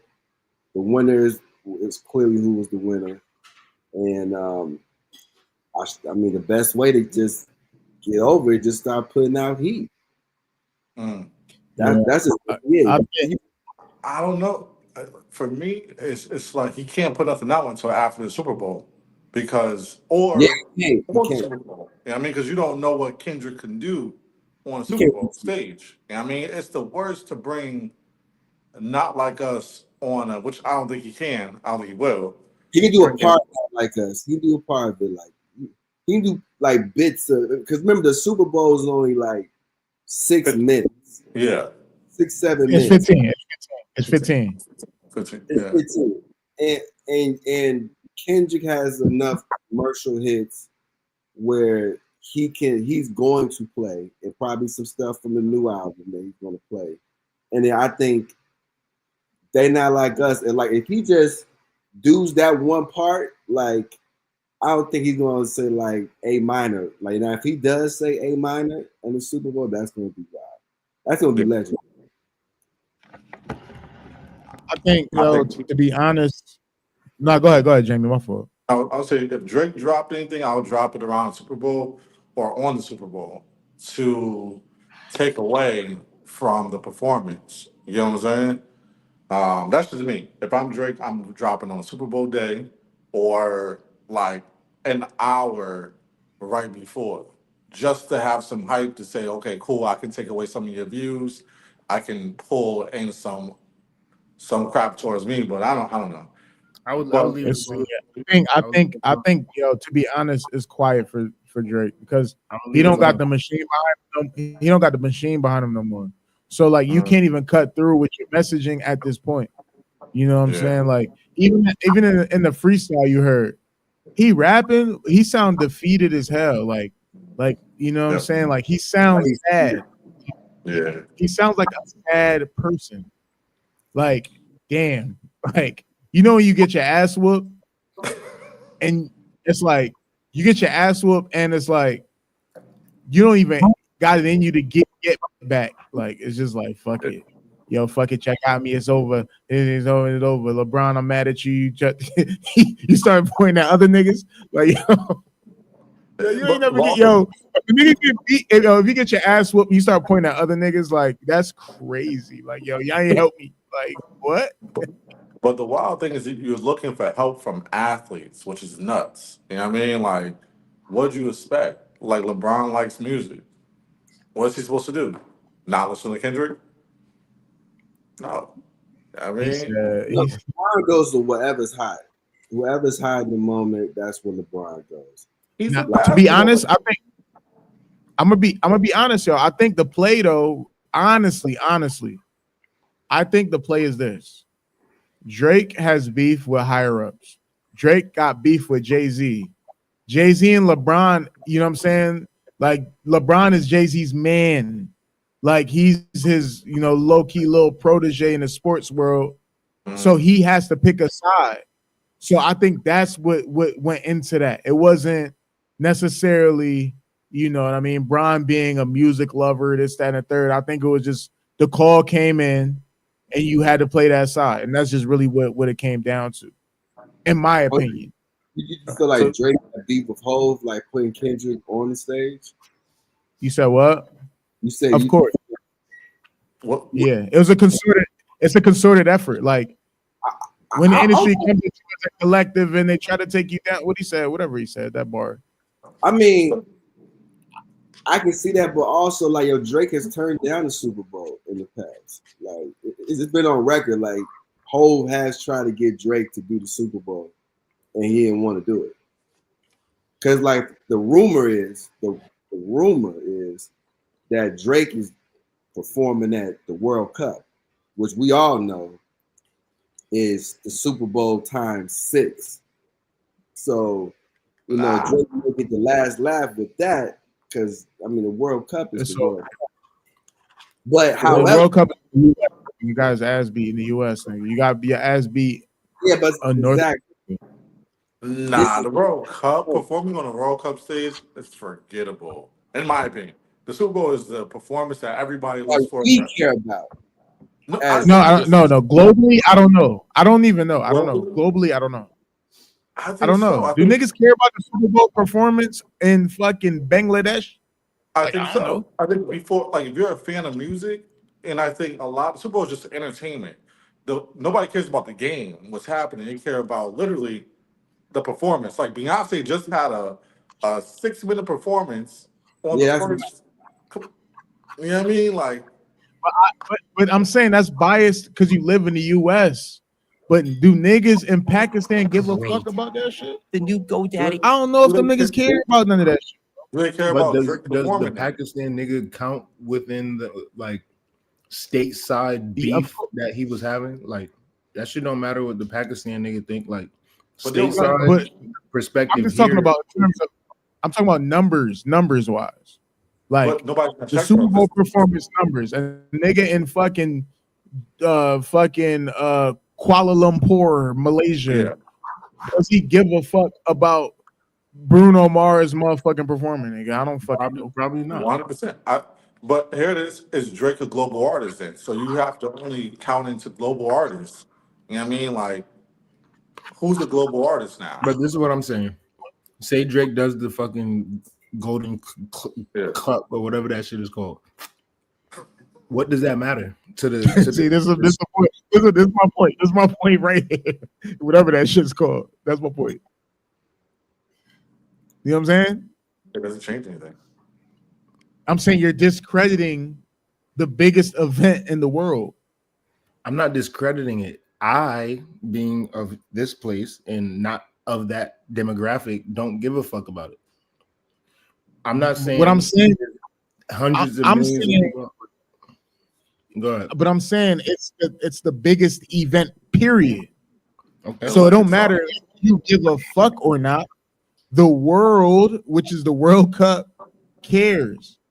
Is that bigger than the Super Bowl, which is more domestic? You feel me? Yes, it is. I think And I'm saying you approaching it like, yo, whatever the fuck that shit is, like that shit over there. That's how niggas looking like, yo, like niggas here be like, yo, we don't care about what's happening around the world. Man. But just on that, like, you gotta think about it. American culture is what drives entertainment. exactly. They mimic the culture here. You know what I mean? So it's like it could be whatever performance it is for Super Bowl. People are watching it because it's that good. It's what they want to see. It's their entertainment. Like Americans are. Usher is an American. He's performing. I gotta watch it. I think if we're talking about, if in the context of the conversation we're talking about, is Drake, is it quiet for Drake within this battle, this Kendrick Drake battle? Yes. And if the thought is, well, if he does the World Cup, that's a one up, and he might be able to save face a little bit. My answer is, within the beef and the people who care about the beef, that's not going to be a one up to those people who care about the beef. It's like, okay, nigga, you did the World Cup, so what? This nigga, like, you not like us type shit. Like, what are we talking about? Like, I don't know. I don't think that would be a one up. I just think it would be like, okay, he did the World Cup. Yeah, I really feel like us as a culture, we hold the Super Bowl to such a high standard here in the States, because like it's a Super Bowl, you dig? And like it's also like kind of proving Kendrick's point a little bit, like how like you as like the culture is not feeling you. Like, yeah, you can do that stuff on the world stage because the world don't care, but everybody knows that whatever happens on here shifts the entire world. Not like us, you know, with the whole stuff that he's suing them for. Like the homies and stuff that I know that was traveling abroad, like that song was circulating everywhere. You feel me? So I do believe that, you know, it's quiet for Drake because he's trying to figure out what lane, because like all the Drake songs that he's been putting out right now, typically, if we didn't hear this shit from K-Dot, they would be slappers. Let's just be honest. Like, none of the songs that Drake is really putting out right now is just having that same impact anymore because we listening to him just like that last song that Drake put out. You know, he got the black gloves on, he got the braids, he got his men, he got his goons and stuff like that. Yeah, like beginning of the year that may have hit, but like now, like we not really like believing it as much. You feel me? So, and I think that's like what's gonna happen. Even if Drake gets that, like, yeah, that's gonna be big because Drake is an international hit.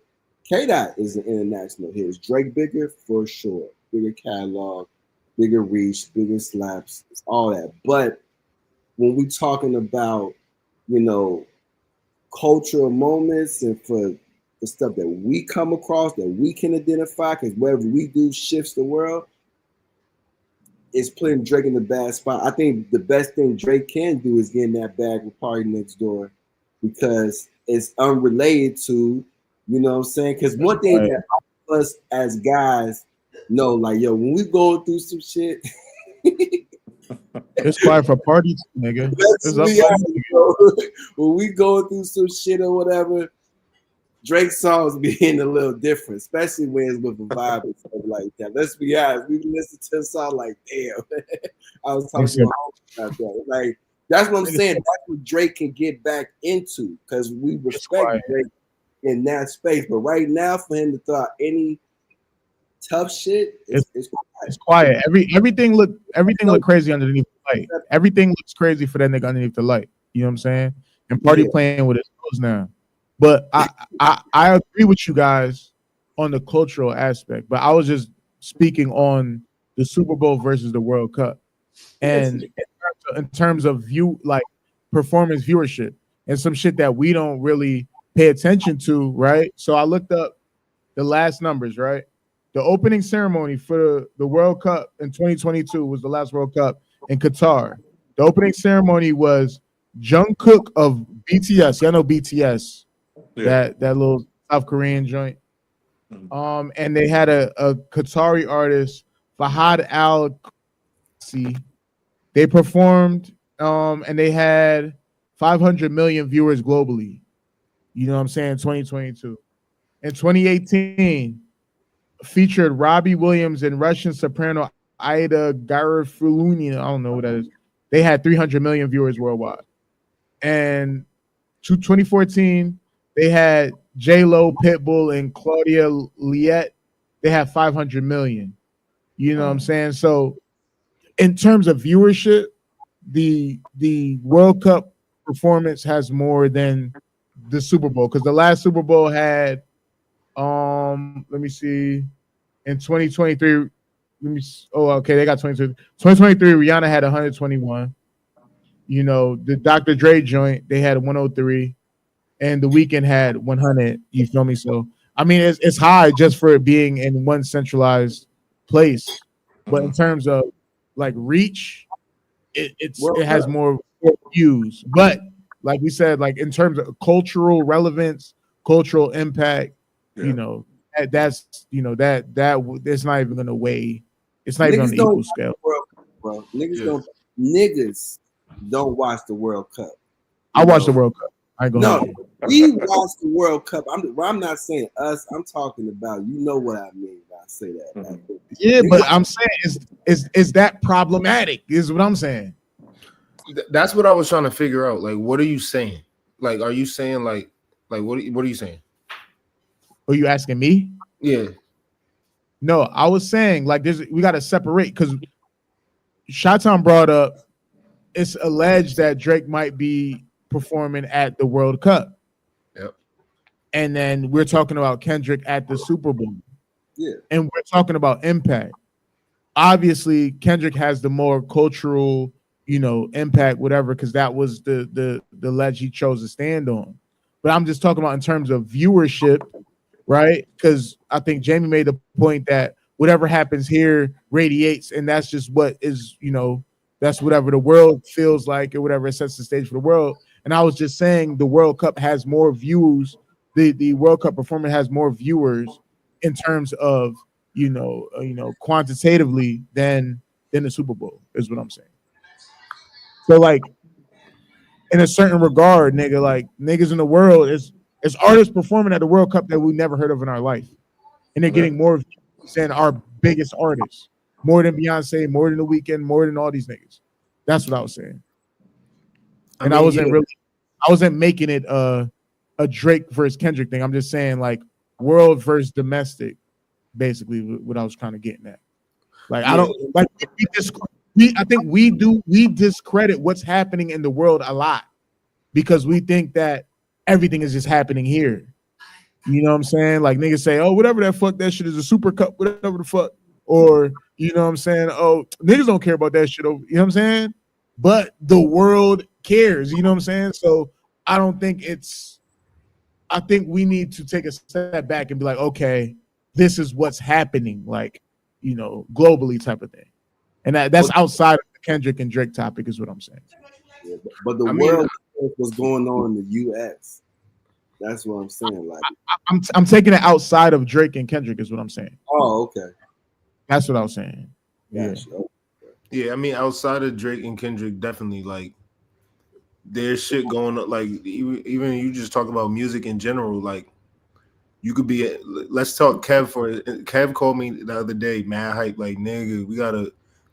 He went out to where he's in Togo now, and he's playing our songs, and niggas is like, nigga, what is that? Yo, that's fire. Like when we talk about, you can go to Africa and blow up tomorrow as an artist and have millions and millions of views and nobody know who you are in America. And you getting paid crazy. So like outside of the Drake Kendrick shit, yeah, like worldwide shit is something to think about and to like maybe even like plan your journey off of. Like nigga, this shit going on outside of the America that you need to tap into. So I definitely agree with that. But yeah, as it pertains to Kendrick and Drake, it just happens to be a domestic issue, and I think that is why it's gonna be colored that way. Like, nigga, we don't give a fuck about that shit. Yeah, But I mean, it is a problem. Niggas need to expand, broaden their horizons. Quick question: didn't you just to piggyback off what you said, which is really funny? Isn't dude DeVito from like Georgia or whatever, and he blew up in Africa first or whatever? Probably, I didn't know that for a I fact. think he was born in Nigeria, and then he resided in Atlanta. But his pops was like fucking billionaire in Nigeria. My nigga. Like, yeah, and he blew up over there though, and then he brought the music here, right? Well, I don't know. That's a Namdi question. We got to bring Namdi up. We got a Nigerian correspondent. I can't say, but either way, like what was the point gonna be though? What you about to say? He's got to blow up here, then they bring it back. There is a bigger world out there, I guess. You know what I mean? For people to blow up and to have impact. But I guess where I'm at is that I keep looking at just historically, like they still listen to Tupac. When was the last time any of us listened to Tupac, right? Yeah, I mean, when was the last time I listened to it? You know, and it's real though, right? It's like they walk around and the music listener, they're avid music listeners, but it's based off of where we are too. You know, like sometimes they're catching up and sometimes they're aligned to right where we are based off of just our trends. You know, and Nah, I think because when I went to Africa, I was there for 3 weeks. It wasn't crazy, but I was there long enough to be like, oh shit, there's mad songs that's just here. Yeah. And they play that shit on the radio every day. We never heard that shit over there. And then I went back home and like 3, 4, 5, 6 months later, you start to hear those songs. And it's like, oh shit, I heard that over there. So I think a lot of times there is shit happening outside. Yeah. That works its way over here. Because I mean, how many people we got in America? 300 million or some shit like that. I don't remember. But like there's way more people outside. Yeah. So there's shit going on, trends, popularity that we don't have a pulse, our finger on the pulse. Yeah, I think honestly, we have a big impact, on a lot of stuff, but I also feel like the cultural exchange happens both ways. You know what I'm saying? So like, even if you look at like, let's take it back because I've been making beats. Shout out, you know what I'm saying? I'm about to drop my beat tape, you know what I'm saying? Go on 80piece.com. Yeah, you know what I'm saying? You know what I mean? But yo, so like even like I've been like doing a lot of sample and crate digging.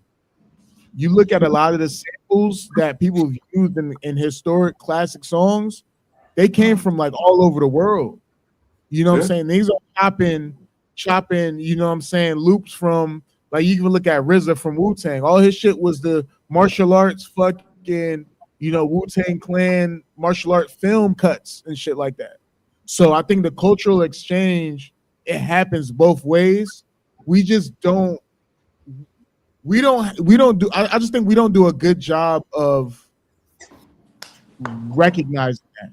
You know what I'm saying? I think overseas, when you go overseas, and these be like, "Oh, you know such and such, this and that." Yo, like I was just on a cruise a couple weeks ago. I was on a cruise. I was in the cafeteria.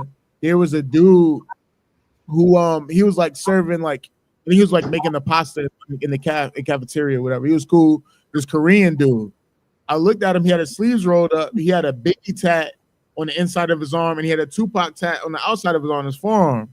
I'm like, oh, okay, I see you. Like, okay, you a rap fan. He was like, yeah, yeah, yeah. You know, I wish I could leave the cruise more and hang with my friends. They rap, they make beats and stuff like that. And I'm a big fan of this and the third. I was like, damn, that's kind of crazy. But it's just like, it's held on a higher pedestal, whereas us, we're like, it's kind of hard to know where the cultural influences are coming from unless people are advocating for it. And if you don't see it, then you just don't know. You know what I'm saying? Like, I low key, I really want to pivot this conversation, right? I don't know if y'all been paying attention to the cultural origins of hip hop that's been happening on social media and on YouTube. Y'all seen what's been going on? Briefly, I think if with Fat Joe and all of that shit. Yeah. So Fat Joe was on Math Hoffa podcast, My Expert Opinion, and Fat Joe basically he took a shot at the FBA, Foundational Black Americans, and was like, because I guess they've been shooting at him, or they've been shooting at him particularly for some of his comments. So he was basically saying, hip hop was created by a lot of different cultural groups, whether it's the Puerto Ricans, West Indians, Black Americans, whatever the case may be, this and the third. And then the FBA is like, nah, that was something that was foundational Black. And then these other people contributed, these other cultures contributed, but they were not, I guess, like the founder of that particular culture. And then, he was just, I mean, basically they got at him because Fat Joe was like, yo, these niggas is broke, this, that, and the third. Like he threw the sauce on it. Like, these niggas is broke. You see they leader, this, that, and the third. And I think they greenlit them and they've just been attacking them type of thing. And, it's been an interesting conversation on the airwaves on the origins of hip hop. And it's kind of it's interesting. I would say it's an interesting conversation. I heard many different topics, but I just want to know, kind of based off of y'all experience and where y'all stand, what y'all think about that, or what do y'all like from your vantage point? What do you think the origins of hip hop are? Who's responsible? And yeah, whatever. That's a loaded question. That's a loaded ass question. For what we all know, hip hop started in the Bronx. Cool. It was Cool Herc, right? Yeah, Herc. Right now, I think, of course, hip hop can only start in New York. I feel like that's the only place because it's so many different ethnicities. Of course, it's us, our culture, but it started in the Bronx, where we all know that was predominantly Black, Latino, right? So I know for what I watch the documentaries and stuff, I don't believe hip hop could exist without the Black and Latino cultures. You know what I'm saying? Because like when I saw like the early stuff in hip hop, like the b-boys, the dancers, I don't think that was too many brothers doing that. I think that was more the Latino influence and stuff. And also, I really feel like, I mean, it's culture, yes, but it was like it was in the perfect place of a melting pot of everything. But of course, it's more influenced by you know us as African people. You know, that's how it pretty much has came into fruition and it's evolved over the years and years. But I really do believe that, you know, Fat Joe do have a point because I don't believe it could be hip hop without the Puerto Ricans and stuff like that because they do have some influence in it. And to say that, you know, that we solely did it, I think that we are the majority. But to create like a cultural movement like that, it has to come from, you know, a pot of stir. You feel me? It's like hip hop was like gumbo. You took all these things from all over the place, you put it in the pot, and it made something impactful. You feel me? That's why I say it can only happen in NYC because there is no place like New York because it's a place where so many immigrants came to for a new life. And what they did was they brought, you know, from the way that hip hop was conducted on the mic, if you really listen to it, that's the Jamaican sound. You feel me? Like how he used to control the tempo.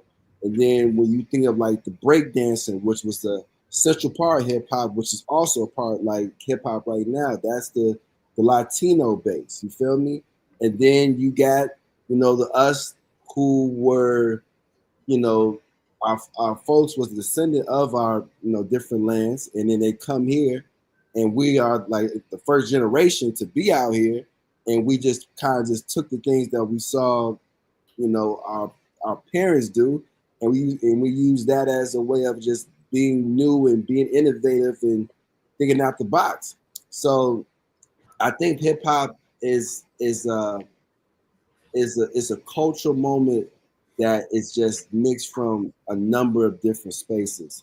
I mean, of course, you can see the majority from you know black on the black side, but I would be lying if I say if they didn't come from you know the Latino side, didn't play an influence on that as well. So like that's why I would say that. Yeah, so I was listening to JBP Patreon. They was talking about this shit, and my perspective of the history of hip hop is closer to John's. Like, it's like, yeah, it definitely was black or urban. Let's say urban. Take it off of black. From my point of view, originally, I think it was urban. It took place in the inner cities, but you had African Americans, West Indians, Hispanics, and even white boys, even some Jews. Like, you had all of that in the city at the same time, in hip hop at the same time, in the origins. Like, so from my point of view, I was always like, nah, that's just that. When I was listening to the conversation on the Patreon, Flip called a lady from ADOS, which is like the African descendants of slavery or whatever. And then her whole perspective was like why can't we make a stance on that? Like we did create that. And her shit was like the tentacles, even before you get to the late 70s, and they got a hip to the, but even before we get there, where it's in the inner city and all these people are participating, she's saying if you take it back to the 40s, 50s, and scatting, jazzing, they was rapping on those records. Yeah. But they was legit, like they would do the beep beeps too, but they would legit be like, I'm coming through the city in a Dano town, and if I do that in the Dano, like they used to legit rap on the records in the 40s, but it wasn't called rap. It wasn't called hip hop. It was just a thing they were doing. And I think her perspective was Like, why can't we lay claim to that? Like, our influences built what even became hip hop, and we were integral in the creation of the actual thing itself. So her perspective was like, we should be able to lay claim on that and not include anybody else, like not include the West Indians, not include the Hispanics, not include any other group. So that's just to get perspective on both sides. How do I personally feel? Like, I still, and this is probably just because it's my history, I feel like it was all of them. Because, like, you got fucking KRS-One, that nigga West Indian. You got, African Bambaataa, he got his own, controversies and shit, but he's West Indian. Fat Joe was a young boy at that time. He was coming up in the Bronx. He was probably watching hip hop. Well, maybe he was probably very young when hip hop was started, or not even alive, but he grew up in watching that shit and participated. So, and he's a pillar in what, like, if you talk to me about the foundations of hip hop, I always remember seeing Fat Joe. So I say fuck it, include him. But Yeah, that's probably like lessening my militant black card a little bit, but fuck it. Like, yeah, I mean, like I listened to that Patreon episode and I understood their point. But I think because you feel like you nobody you because everything that you try to claim got taken from you, I don't think that should negate people's contribution to an art form. You know what I'm saying? Because you feel like you got the short end of the stick. You know what I'm saying? As we know, like, history's been, jumbled up and flipped and all that type of stuff. But like with the specific conversation of hip hop, you know what I'm saying? A lot of like the origin, well, the accepted origin of hip hop was the DJ. That started hip hop. yeah. A legend, the DJ. You feel me? Cool Herc, Jamaican born, and he took from the like the dub plate culture in Jamaica.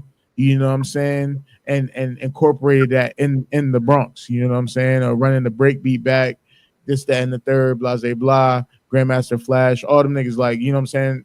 All those elements are integral from, I would say it's still the Americas because it's the West Indies, which is in technically the Americas. You know what I'm saying? But that's from that particular place. And I think, like you said, it's a culmination of all these different things happening at one time. Like I would think it would be a better argument if New York as a whole took a claim to hip hop rather than saying FBI.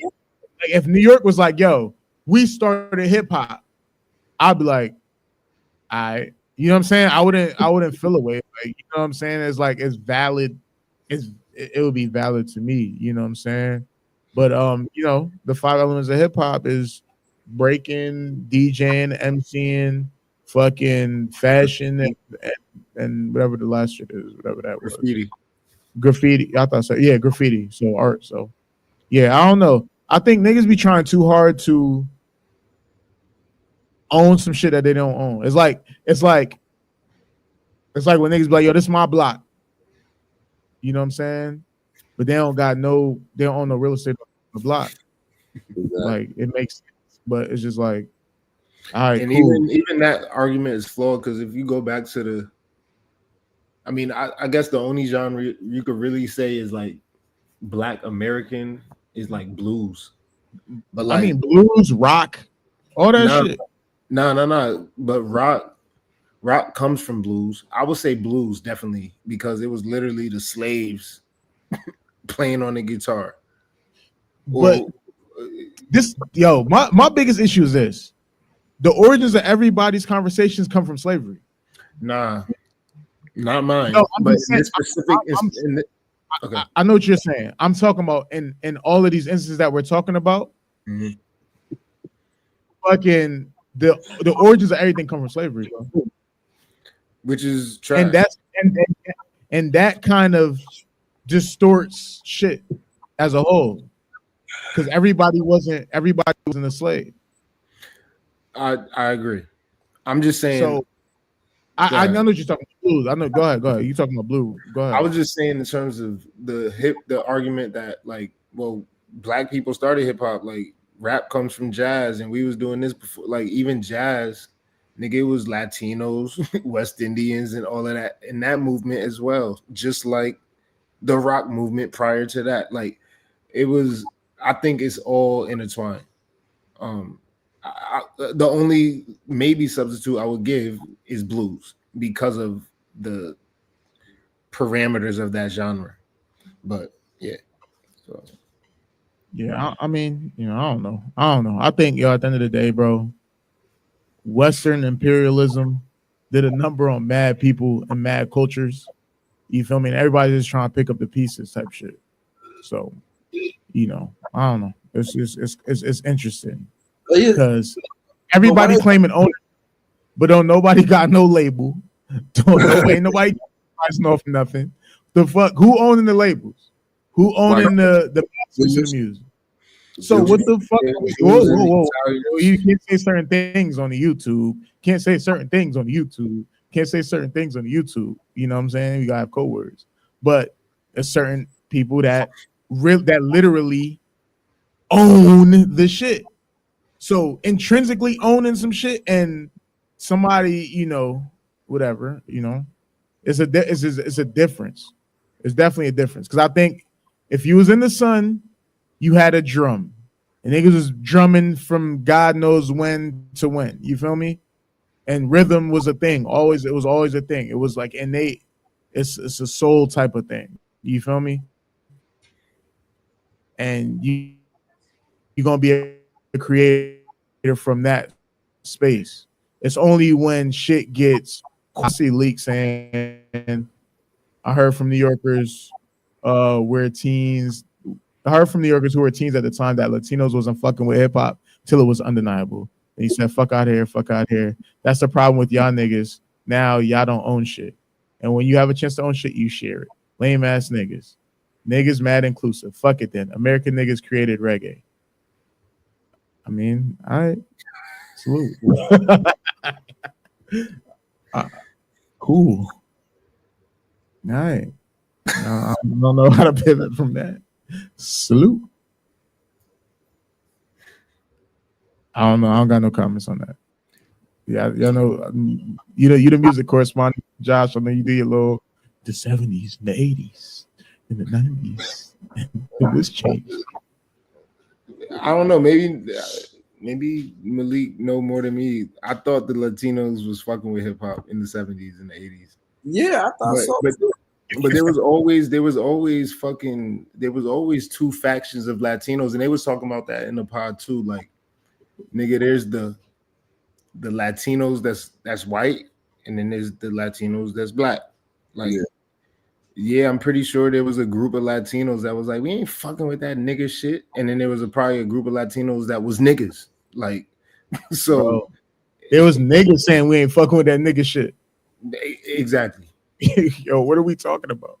That's why it's cultural. Like the people that made it are the people that made it, bro. And that's all it is. But that's what I'm saying. Even like, yeah, it's cultural. Like if you're of the culture, it don't matter if you was black, white, Latino, Asian, that you was from that culture. If you was from the jazz culture, you was a part of that culture.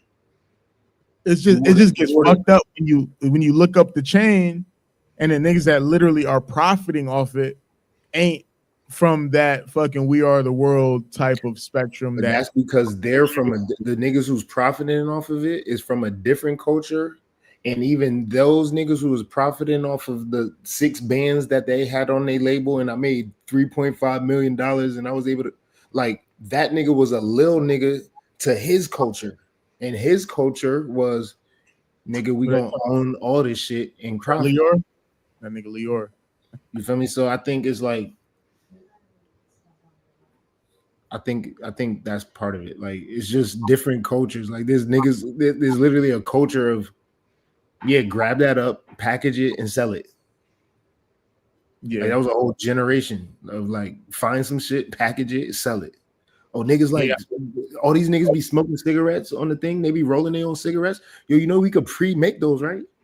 Yo, start pre-making them shits. And that was a whole race. And then it became an industry. Like, so we just was always from the, like you said, if you was brown, if you were under the sun, you had a drum. That was our understanding of the world. Yeah, I think and this I gotta hit Coop up. But nah, I agree with you. I definitely gotta hit Coop. I'm gonna bring Coop up. He gonna say some shit. But yo, at the end of the day, I feel like I think when people preach ownership, right? I understand the context of it within this particular society and this culture, but I never thought that was necessarily a thing with a certain group of people. You know what I'm saying? It was more so about just creation and interdependence and stuff like that.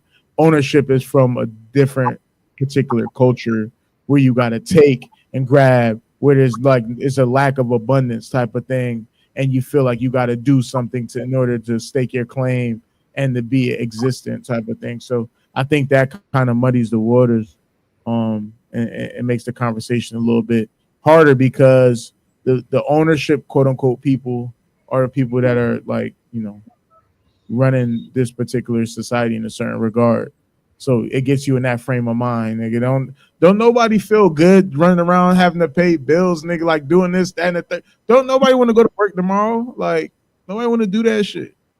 So it's just like they just got niggas on the hamster wheel. So I mean, I get it. It's the game. Like it's another game. It's the game in the game. It's the game in the game. We keep talking about the game. The game is the game. You can't avoid that shit. So yeah. The game is the game. Who's winning the game of the game of the game of the game? Who's winning? The game of the game of the game. Who's winning? But I want to see what y'all say. I don't even know who the players are. What you talking about? Just life. Life itself is a game. Like once you're born, you enter the game. Then whatever society you were raised in, that's another game. And then whatever your friend group is, that's another game. And then like who's out of all of those games, who's winning? Who are the players? Every individual person. Which you like? You got to give me your point of reference, and then I could respond. All right. So what I'm saying is like I feel like the nigga who might be winning the game of the game of the game of the game is like some like third world country nigga that like got a like a loincloth, and he just like sit on a rock all day. He eat berries and shit. Like maybe he's the winner. Like who's winning? That's what I mean. What they used to say at the end of a game of chess, you feel me? The king, the pawn, the queen, the rooks, they all go back in the same box. You know what I'm saying? So I don't know. Maybe it's perspective based. Like what race are you in? Like there's mad races going on. Like it's a race going on. Like it's going to a track meet. They got the 800, they got the 400, they got the 100, they got the 200, they got the 1600, they got the mile, they got all this shit going on. If you fucking are in 100, you running 100 and you in the 1600, nigga, you not winning that race. You feel me? And I think the way this shit's set up, niggas is running 100, but it's really what my nigga Nipsey says. It's really a marathon, nigga. It's 26.1 miles. So you feel like you exhausting yourself. You're exhausting yourself. And then the finish line ain't there. The finish line ain't there. The finish line ain't there. So you feel like you losing. You know what I'm saying? But yeah. What if the winner is the nigga who's just on the sideline watching everybody run? Get tired. I mean, it all depends. It's all perspective. I'm just on some philosophy shit, but like maybe you win if you don't play, or maybe you can't win unless you play. Like I don't know. This shit go deep. Like what does winning look like? Exactly. It depends on your viewpoint of winning. I don't know. Depends on what you think winning is. Like if winning to you is getting mad bread and being financially secure, then that's your race. You got to play I that think game. just happy. I think happy. If you happy, and you can just do what your life purpose and shit. That's my point. You Like good, if bro. you wake up every day and you do what the fuck you want to do, obviously there's gonna be stresses in life. There's gonna be problems that you have to figure out. I wouldn't want to live a life without some type of thing I had to solve. But like if you could wake up every day and be on your own time, be with the people you love, that's the win. That's peace. And like, do you think the nigga in the third world country with the loincloth is living that reality better than niggas here? Like, I don't know. Maybe.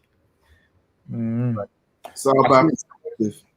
Yeah, I seen people now that like they had a family compound, so like they just built a big ass crib and like it was like one big ass crib, but it was 3 different units. Like it was like a house for this family, the garage was big as hell, and then on this side it was another house for that family, and in the back it was another house for the grandparents, and then they all just lived on the same shit.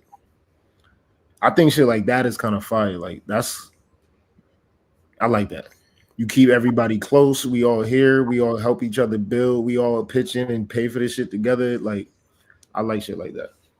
And you know what? I mean, just like you said, bro, I feel like as you get older, you evolve your thinking of like what's peace is. Like, bro, when we was all, back in the day, we went around New York, we probably was just like, yo, if I had a penthouse downtown, you feel me, WAP, that's peace. But now you talking about I want to have a farm. That's a fact. You feel me? Like with growing, organic berries and shit like that. That's peace now. You know what I'm saying? So I feel like as you continue to grow and life shit starts happening, your reflection of peace. What peace is to me at this point in my life, what I'm figuring out is like getting out the matrix is just like peace is doing what I love to do. And if I want to like get a sponsorship or make a deal go over the line and it doesn't go the way I want it to go, my day is not affected by that. I'm just like, all right, well, it is what it is. I don't need to work with you. I'm fine without you. You know what I'm saying? And that's a piece for me. Like when I can decide of who I want to work with, not because I have to, because I want to. Yep. You know what I'm saying? Like, and I didn't know that until like just going through life shit. You feel me? But like, yeah, bro, I want to grow farms. And it's the first time I'm like, yeah, bro, I want some organic chickens in the, some land is, to grow some, have some, some good plants, organic and drink water. You feel me? Purest, of the Nile, whatever. Like that is. Like I wouldn't think about that years ago, but like now I'm like, you know what? That don't sound too bad. You feel me? No, that's a fact. Yeah. Like Jadakiss said, different levels, different devils, nigga. So it gotta be a different type of heaven at whatever level you at. So I get it for sure. You know what I'm saying? I respect you, nigga. Like peace could be a crack pipe for somebody. Yeah. And they ain't wrong. You know what I'm saying? Like they ain't wrong. So, it is what it is, bro. Yo, we had 2 hours, dog. I don't know if y'all got any final thoughts. We about to close up. About to watch the Celtics game in the back. Y'all can see I got the projector. Yo, next thing we need to talk about topic is the NBA still a good product, bro? Because I really do believe that the NBA is falling off. Because I don't know. The Celtics niggas. The Celtics is boring as hell to watch. The NBA in general, it hasn't been too many games that I have watched fully. And really think about that, bro. Like 7 years ago, bro, when them Christmas games used to come on, niggas was locked in, glued in, like watching everything. This is like the first season ever that I've been like, yo, I'm not interested in the NBA at all. Like it's the Celtics is good, but like I'm telling you something, yo. The Celtics won the chip. Nobody cared. Nobody cared. It was about the Olympics in 2 weeks. Boring to watch, bro. quiet championship of all time. They Yo, won. Yo, the they boring. Celtics, yo, talking about the Olympics, Curry and LeBron, they playing together. And it was Yo, fun. the Celtics are more boring than Spurs, bro. We be real. You're saying because they're winning. That's why it's boring. It's boring Spurs because the was niggas is winning. They were boring. But when the Warriors was winning, it was exciting. It's a difference. I mean, you can win and still be boring. what made it boring? What made the Warriors exciting? The flow of the game, the way they would pass the ball, the way they like the shooting, like bro, it was No, nonstop. that's not what made the Warriors exciting. The Warriors was exciting because they had Steph Curry as a star coming up, and he was doing things that people didn't necessarily see, before he came into the game, shooting threes at that clip, him and Klay Thompson. Now it's more commonplace for niggas to shoot threes, aka the Celtics made more threes in the last 2 years, and now because it's commonplace, it's become boring because everybody can't do it. That's why it's boring. It's boring because of that. That's why it's boring. You know what I'm saying? But now, any Christmas games besides the Celtics? Y'all watch any of the Christmas games? I only watch Celtics basketball, bro. And also the fucking NFL games is on at the same time, and Beyonce and all that. That was NFL has been putting out a way better product over the last couple. I was on the Keenan about this too the other day. They've been putting out a way better product than the NBA. Because last couple, like NBA is low key losing its luster. To me, like I miss the competitive edge of the NBA. It's because it's star based. It's star based. The stars in the NBA are aging out. It's LeBron aging out, Steph aging out, Durant hurt, like all the Harden hurt. I mean Harden's whatever.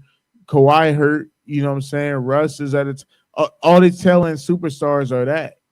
And then like the next level of superstar, they don't really have the same luster. You don't look at and be like, yo, he's the next LeBron. You don't look at, you know what I'm saying, Darren Fox and be like, oh my gosh, he's the next, whatever the fuck. So that I think that kind of like nobody is essentially taking the torch and making it, a viable product on a mass scale like that. You know what I'm saying? They kind of like it's more widespread. So I could understand there's not like the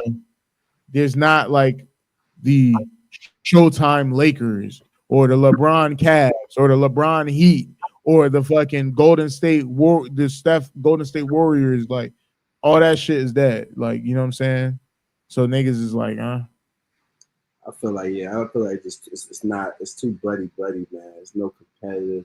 There's no niggas in the league like KG that's gonna go up to Melo and say like, yo, Lala tastes like honey Cheerios. Like there's no grittiness anymore. There's no like I don't fuck with shit. It's not that game. It's like football changed a lot too. Well, football's doing good.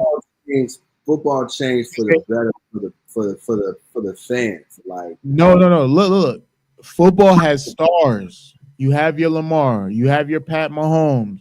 You have your Josh Allens. You have these main staple guys that you could be like, okay, these guys are the face of the league. And there's so many different storylines. Like Lamar might be the 3-time MVP, no chip. You got Pat already won 3. You got all these people. It's a storyline that people in the narrative people could follow. And the NBA, there's not no more narratives that could follow. Nigga, Steph already won his joint. LeBron won his joints. The Celtics won last. There's no storylines to follow. The only storylines is like, all right, is Russ or Harden, the people that never won are gonna win one. You don't care if none of the young niggas win. It don't fucking matter. Like it is like whatever. It's not. There's no weight to it. So I mean, I get it. I understand. You know what I'm saying? But the game is the game at the end of the day. That's the lesson of this stream is the game is the game. It don't matter how you slice it, whether it's the work game, whether it's the music game with Jello, You feel me? Whether it's the hip hop game, whether it's the football, basketball game, the game is the game. Think you gotta play that shit. But yeah, we about to close out. It was 2 hours, bro. All We right, gonna do this again. We gonna schedule it. Leak, we gonna get you on too, money. You got a lot to say, and we gonna block you. Nah, bullshit. We gonna bring you on the joint. We gonna bring you on the joint because you got a lot to say. You gotta say it on. You gotta put a face to the comments, you heard, and then let the people, you know what I'm saying, judge. But I appreciate all the homies that was on.